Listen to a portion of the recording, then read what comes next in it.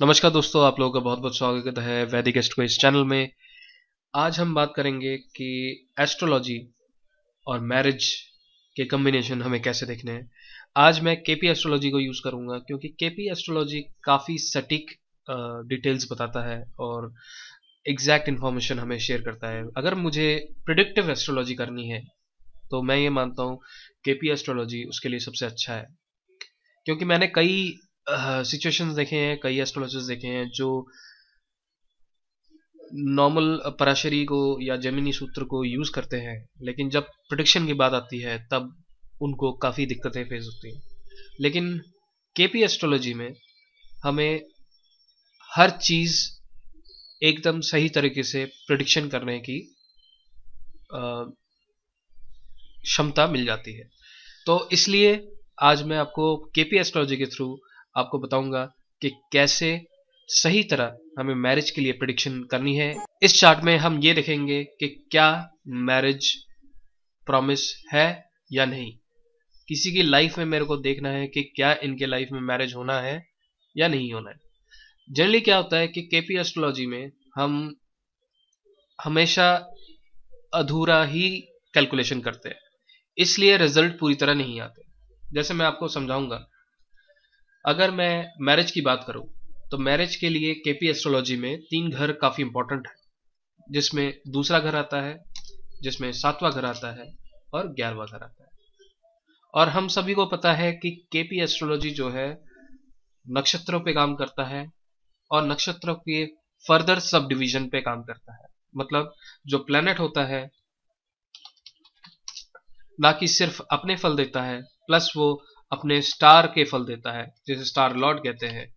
ठीक है, मतलब प्लेनेट जिस नक्षत्र में होता है उसके फल देता है, और इस स्टार को भी आगे फर्दर सब डिवीजन किया गया है जिसे सब लॉर्ड कहते हैं, तो इस सब लॉर्ड के भी फल देता है। लेकिन जब अब प्रेडिक्शन करने की बारी आती है, इंसान हमेशा अधूरा प्रेडिक्शन करता है। इसलिए प्रिडिक्शन में हमें प्रॉपर डिटेल में करनी चाहिए ताकि हमें चीज एग्जैक्टली पता चले। क्योंकि अगर हम सही रूल फॉलो नहीं करेंगे केपी एस्ट्रोलॉजी के, तो इसलिए हमें इनकम्प्लीट प्रिडिक्शन मिलेगा, जो कि कई बार सही हो सकता है और कई बार सही नहीं हो सकता है। तो इस रूल में ये कहते हैं कि अगर मैरिज है तो 2, 7, 11 में से कोई भी एक घर सिग्निफाई करेगा आपका 7th कस्पल सबलॉट। अब 7th कस्पल सबलॉट क्या होता है वो मैं आपको समझाता हूं। इस पे हमारे कस्पल चार्ट जो होता है वो हमें फॉलो करना होता है। अगर मैं इस पे स्क्रॉल करता हूं तो अगर आप देखेंगे कस्पल पोजीशन, ठीक है, तो इससे हमें स्टार और सबलॉर्ड को चेक करना है। ठीक है, तो ये मेरे 2 चार्ट हैं, राशि चार्ट और भाव चार्ट। अगर आपको इसके बारे में नहीं पता है, मेरे प्रीवियस वीडियोस हैं, उसको आप देख सकते हैं, जिसमें राशि चार्ट और भाव चार्ट के बारे में बताया गया है। प्रीवियस वीडियो में मैंने राहु केतु के बारे में बताया था, उसमें मैंने राहु के फल बताए थे। राहु और केतु के फल एक ही तरह निकाले जाते हैं, तो उसमें आपको ये भी पता चल जाएगा एक प्लैनेट के फल कैसे निकालते हैं, वो भी मैंने उसमें एक्सप्लेन किया है। और जो नए नए व्यूअर हैं, मैं उनको यही कहूंगा कि वो सब्सक्राइब कर लें, क्योंकि इस चैनल में जो भी चीज़ बताई जाएगी एकदम सही बताई जाएगी और तरीके से प्रॉपर मेथड के साथ बताया जाएगा। तो चलिए आगे शुरू करते हैं। इस पे हमें ये देखना है, जो कस्पल पोजीशन है उसमें हम जाएंगे। उस पे जाने के बाद हमें 7th हाउस को देखना है। ठीक है, कस्पल का जो 7th हाउस है उसको हमें देखना है, उसके पोजीशन को देखना है, उसके राशि को देखना है। ठीक है, तो इसमें हमें ये देखना है कि इसका जो सबलॉर्ड है, सीधा हम सबलॉर्ड पे जाएंगे, अभी हम स्टार की बात नहीं कर रहे हैं। 7th का जो सबलॉर्ड है वो मंगल है। ठीक है, हम यहां पे नोट कर लेते हैं।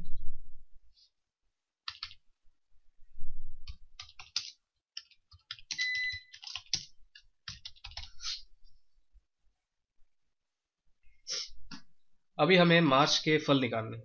ठीक है, तो इसमें मार्च के फल निकालने के लिए हमें ये देखना है कि मार्च कौन से घर में है। तो अगर हमें प्लेसमेंट देखना है तो कल हमने ये देखा, कल के जो वीडियो में, प्लेसमेंट के लिए हमें भाव चार्ट में जाना है। ठीक है, तो यहाँ पे प्लेसमेंट की अगर बात करें तो भाव चार्ट में मंगल 10वें में है और उसकी राशि 11वें में है, और जो चौथा घर है वो भी मंगल का राशि है। ठीक है, तो इसका मतलब 4, 10 और 11 ये 3 घर मार्स ओन कर रहे हैं। तो यहाँ पे फर्स्ट फेज पे ही हमारा 11th हाउस आ जाता है। तो इसमें हम कह सकते हैं तो इसमें हम कह सकते हैं कि मैरिज होना है।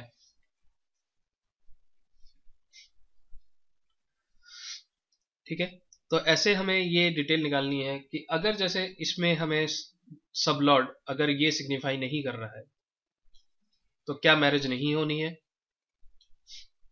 तो हम इसके बाद क्या होता है कि अगर सोचिए कि इस लेवल पे आपको लगता है कि सब लॉर्ड सिग्निफाई नहीं कर रहा है कि ये मैरिज होना है या नहीं होना है, फिर हमें सब लॉर्ड का स्टार देखना होता है। ठीक है, अगर मैं सब लॉर्ड का स्टार देखूं तो सब लॉर्ड का जो स्टार है वो राहु है, सॉरी, सब लॉर्ड का जो स्टार है वो शनि है, मार्स का जो स्टार है वो शनि है।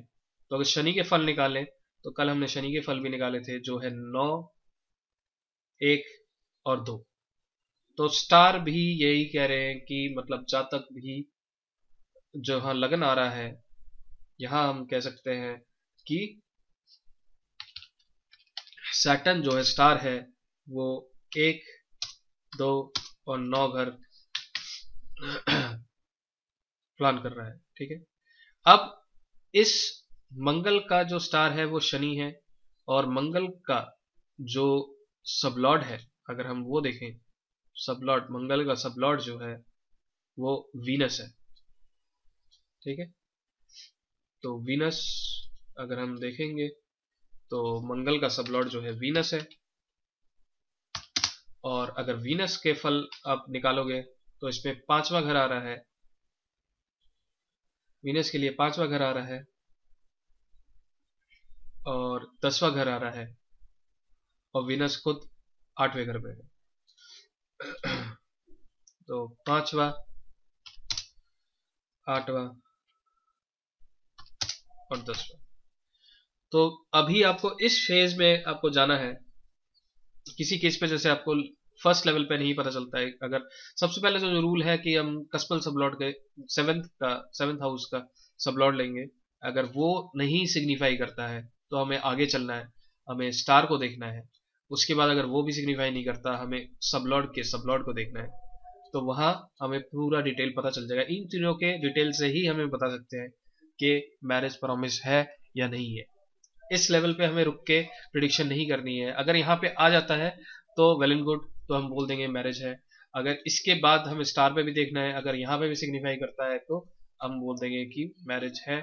और ये नेक्स्ट लेवल और लास्ट लेवल है जहाँ पे हमें देखना है। अगर इन तीनों में कहीं पे भी 2, 7, 11 नहीं आते हैं तो इसका मतलब मैरिज प्रॉमिस नहीं है। ठीक है, तो अगर किसी के लाइफ में अगर मैरिज प्रॉमिस नहीं है तो क्या करना है। बात तो वही होती है कि अगर आप किसी के कोई भी अगर कहता है कि मेरे लाइफ में मैरिज नहीं हो रही है, मैं कोशिश कर रहा हूं नहीं हो पा रही है, लेकिन और अगर हम कुंडली में भी देखें कि अगर वहां पे मैरिज प्रॉमिस नहीं है तो इसका मतलब उसके फेट में मैरिज नहीं है। तो क्या उसकी कोई रेमेडी हो सकती है। जी हाँ दोस्तों, हम उसकी भी रेमेडी कर सकते हैं कि अगर लाइफ में कोई भी चीज प्रॉमिस नहीं है और हमें वो चीज करनी है तो उसके लिए भी हम रेमेडी कर सकते हैं। ठीक है, तो इस वीडियो में हम ये कह रहे थे कि हमें ये देखना आना चाहिए कि कैसे हम मैरिज की प्रॉमिस देखें। अगर मैं केपी एस्ट्रोलॉजी की बात करूं 2, 7, 11 काफी इंपॉर्टेंट है मैरिज की प्रॉमिस देखने के लिए। और हमें 7वें घर का कस्पल सबलॉर्ड देखना है, मार्स। जैसे हमने यहाँ पे मार्स देखा, वो अगर 2, 7, 11 में से कोई भी एक घर को सिग्निफाई करे तो मैरिज होता है। अगर वो नहीं कर रहा है तो आगे हमें स्टार लॉर्ड को देखना है। अगर स्टार लॉर्ड नहीं कर रहा है तो हमें उस सबलॉर्ड को देखना है।